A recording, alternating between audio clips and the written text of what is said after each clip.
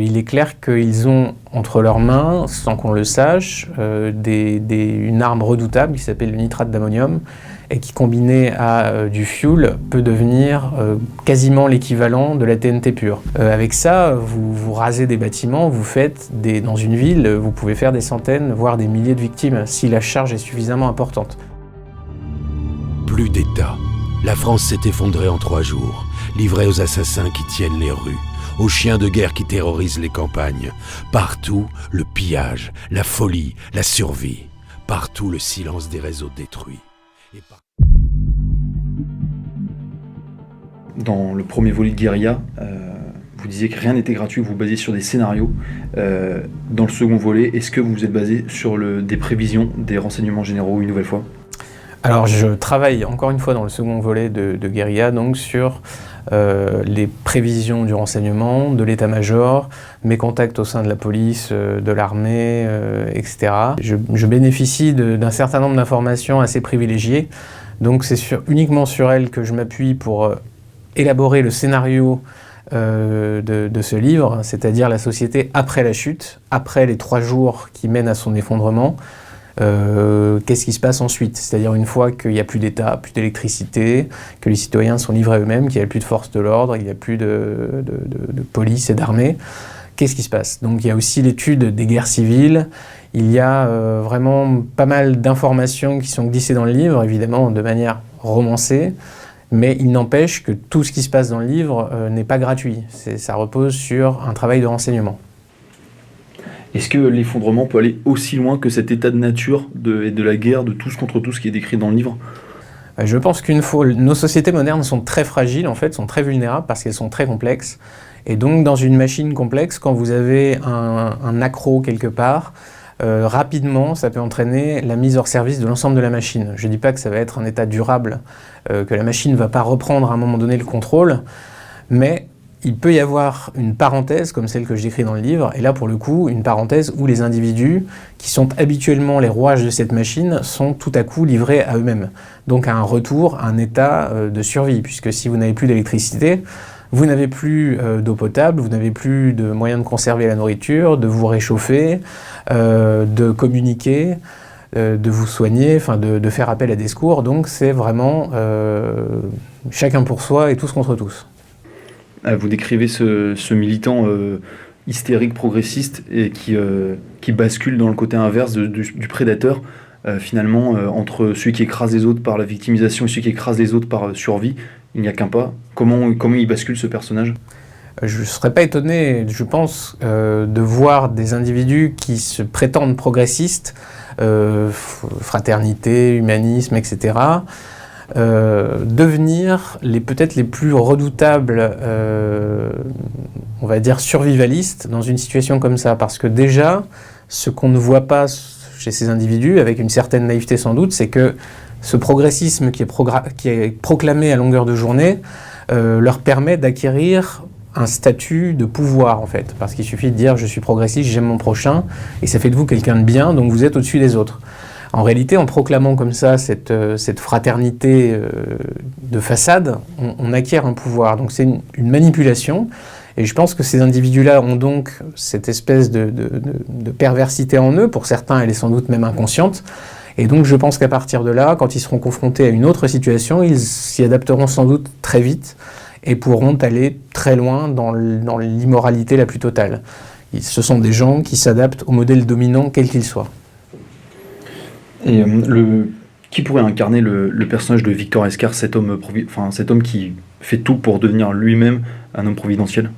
Alors ce personnage de Victor Escar est un peu l'incarnation du haut fonctionnaire type, Beria, Himmler, enfin quelqu'un comme ça, qui, dans une crise, va complètement incarner ce qu'attend la population, c'est-à-dire le retour du maître, le maître, l'État, auquel on peut de nouveau s'abandonner en toute sérénité, c'est-à-dire abandonner ses réflexions, une partie de son âme, son destin finalement, donc redevenir totalement dépendant et dépourvu de cette chose affreuse qu'on nomme responsabilité, c'est-à-dire se fier complètement et aveuglément à quelqu'un de fort.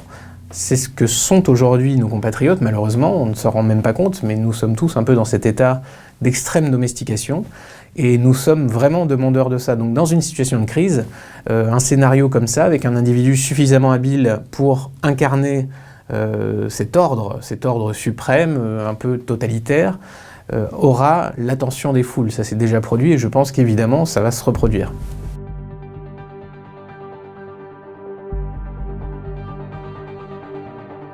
Alors, je ne sais pas si les agriculteurs imagineront un passage à l'acte comme celui que je décris dans le livre à l'aide de produits essentiellement agricoles. Il leur manque quand même le détonateur, c'est important, c'est pas facile à trouver ni à fabriquer, mais il est clair qu'ils ont entre leurs mains, sans qu'on le sache, une arme redoutable qui s'appelle le nitrate d'ammonium et qui, combiné à du fioul, peut devenir quasiment l'équivalent de la TNT pure. Donc ça peut faire des dégâts énormes, ils ont en plus ces matériaux en grande quantité, et on sait que beaucoup d'attentats ces dernières années ont été commis avec du nitrate d'ammonium. Il y a eu l'attentat de Breivik par exemple en Norvège, il y a eu celui de Timothy McVeigh aux États-Unis à Oklahoma en 1995. Avec ça, vous rasez des bâtiments, dans une ville, vous pouvez faire des centaines, voire des milliers de victimes si la charge est suffisamment importante. Et on peut le faire seul, sans moyens techniques, sans connaissances considérables. D'autant qu'aujourd'hui, sur Internet, vous trouvez toutes les recettes à disposition. Le renseignement suit de très près cette hypothèse. Pour l'instant, ce n'est qu'une hypothèse. Mais après, voilà, on ne sait pas, les individus, dans l'état de désespoir qu'ils sont, tout peut arriver. Et qui s'en sort le mieux dans votre livre? C'est le prédateur isolé, individualiste, ou c'est la communauté qui s'est préparée, qui vit en autarcie? En fait, dans le livre, donc, il y a plusieurs stratégies de survie. Quand on est confronté à ça, il y a ceux évidemment qui n'en ont pas et qui n'ont même pas envie de survivre et qui sont déjà morts dans leur tête en réalité et qui vont aller un peu au bout de leur suicide, donc ils vont se laisser emporter par les événements. Il y a ceux qui vont lutter et donc qui vont lutter de manière isolée souvent parce que si la société du jour au lendemain s'effondrait, on se rend compte qu'on est très souvent isolé de nos proches, isolé de notre maison, on est seul dans les transports en commun quelque part, au milieu de nulle part et on ne sait pas vraiment où on ne maîtrise pas du tout l'environnement, tout devient dangereux et hostile. Donc il y a plusieurs stratégies. Il y a la stratégie de l'individu solitaire préparé, mais lui, il lui faudra énormément de chance parce qu'il aura à faire face à quantité de gens armés et dangereux. Donc même si on est très bien préparé, on a très peu de chances de s'en sortir, sans parler des maladies et de tout le reste. Et les individus en camp autonome n'ont guère plus de chances de s'en tirer, puisque si l'État revient, l'État et les moyens de coercition qui vont avec, c'est-à-dire ne serait-ce qu'un résidu d'armée à peu près constitué, ils seront à leur tour balayés. Donc de ce point de vue-là, c'est pas du tout une ode au survivalisme en fait. C'est-à-dire que la situation de survie, pour le coup, elle sera due largement au hasard et très peu à ce qu'on fera en fait. Et votre livre, est-ce que c'est pas une leçon de liberté pour les citoyens qui dépendent trop de l'État, de ses services, de l'alimentation très centralisée de l'énergie, de l'électricité? C'est une leçon d'autonomie, de survivalisme?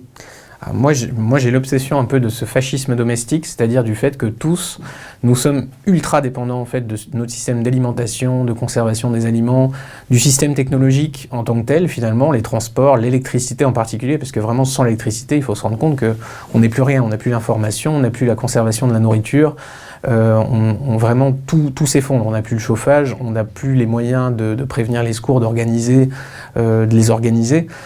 Donc, on est dans cet état, on se livre chaque jour un peu plus corps et âme à la puissance de l'État, à son omnipotence à tous les niveaux, et finalement on renonce vraiment à notre responsabilité qui sont quand même l'essence de la vie, c'est-à-dire avec les responsabilités vont les angoisses, les douleurs, mais aussi la satisfaction, l'accomplissement, l'identité.